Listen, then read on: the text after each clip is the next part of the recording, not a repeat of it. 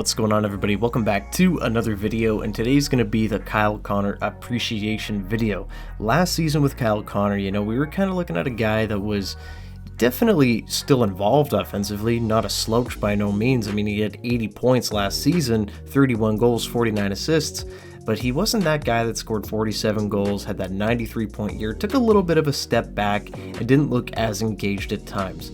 This season, total opposite. And I made a video about this. I've said, Kyle Connor is going to be a dog this year and he's going to score 48 goals. And I posted that video thinking, well, I mean, maybe he'll score 40. 48 is a little bit of a reach. That would actually be a career high from the 47 that he had in the 21-22 season.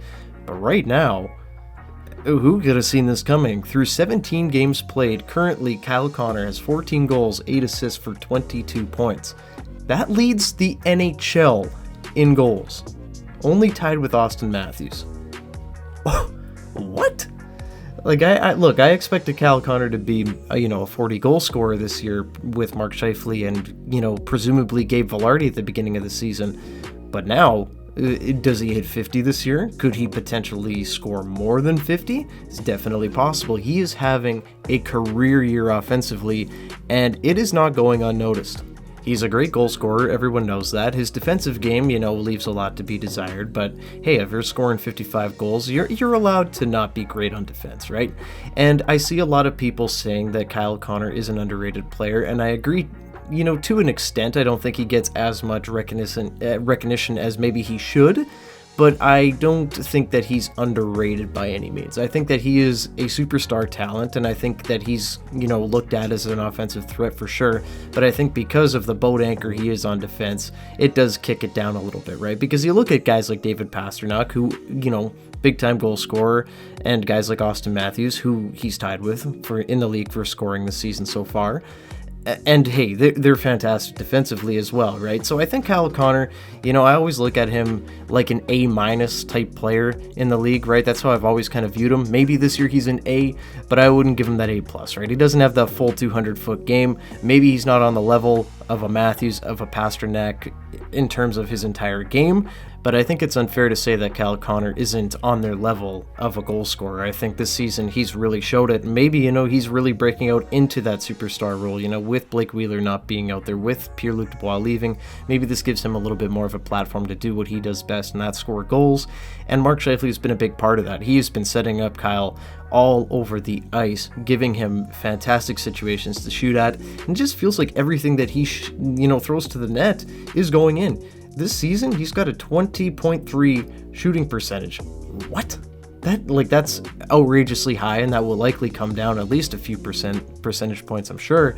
But 14 goals in 17 games, that's super impressive, and I don't think that anybody really saw that coming, truthfully, after the year that he had last season. I thought that, maybe he was just going to plateau at like a 40-goal scorer type guy, and there's absolutely nothing wrong with that, and it's very hard to find 40-goal scorers, but I never really thought that he would be that guy to hit 50. I wasn't sure if he had it in him.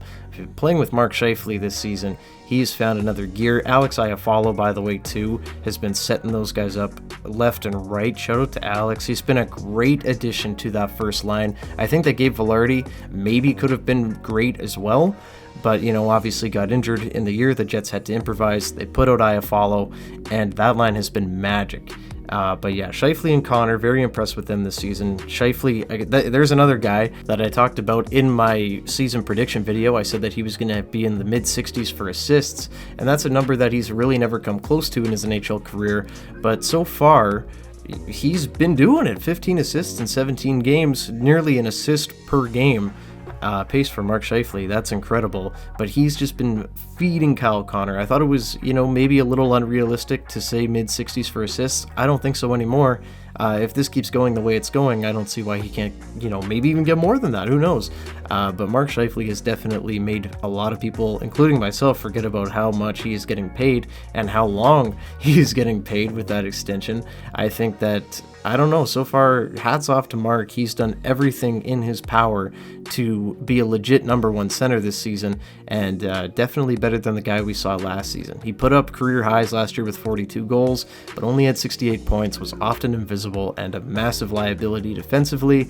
This year, I think he's been better defensively. He's not going to win the Selke or anything, but he's definitely hasn't been the worst guy defensively in the world. This year, admittedly, as good as Kyle Connor has been offensively, his defense has been a big liability, but I think that's where Alex Iafallo really meshes well with that line, because he is a defense first guy. He does set these guys up, he does rack up assists pretty well. However, he minimizes the amount of times that the Jets are in their own zone, and that minimizes the amount of time that Kyle Connor and Mark Scheifele are. So if, the less time in our zone, the better, obviously, but especially with those two guys with, 55 and 81, because they are not the best defenders, and, they are going to get hemmed in their own zone.